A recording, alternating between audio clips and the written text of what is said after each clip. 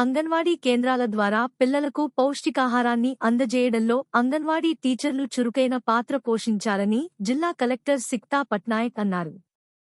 శనివారం నారాయణపేటలోని S. Are.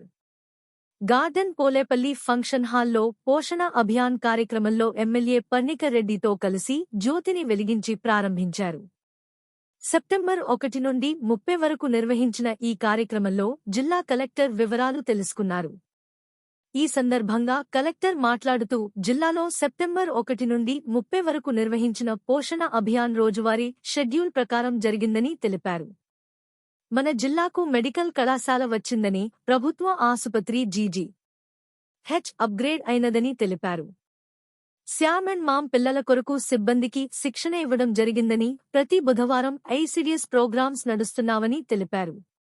ఈ నెలలో పోషణ అభియాన్ నిర్వహించామని, మిల్లెట్స్ పై కాన్సంట్రేషన్ చేయాలన్నారు. ప్రీ స్కూల్ కి హాజరవుతున్న పిల్లలు 3 నుండి 6 సంవత్సర పిల్లలు 12,624 ఉన్నారు అని తెలిపినారు. ఎమ్మెల్యే పర్ణిక రెడ్డి మాట్లాడుతూ, ఈ నెల రోజులలో పోషణ అభియాన్ ద్వారా విద్యార్థులకు పౌష్టికాహారం అందజేయడం, వారి ఆరోగ్యం పట్ల శ్రద్ధ చూపడం, గర్భిణీ స్త్రీలు జాగ్రత్తలు పాటించాలి, సరైన ఆహారం తీసుకోవాలని తెలిపారు.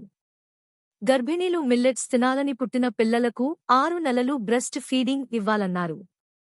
నారాయణపేట ఆసుపత్రిలోనే కాన్పులు చేసుకోవాలన్నారు. గర్భిణీలు రెగ్యులర్గా చెక్ చేసుకోవాలని, ఆరోగ్యంపై శ్రద్ధ, తల్లి మరియు పిల్లల ఆరోగ్యాన్ని మెరుగుపర్చడం వహించాలన్నారు. అనంతరం మహిళలకు సీమంతం నిర్వహించి ఎమ్మెల్యే, కలెక్టర్ అభినందించారు.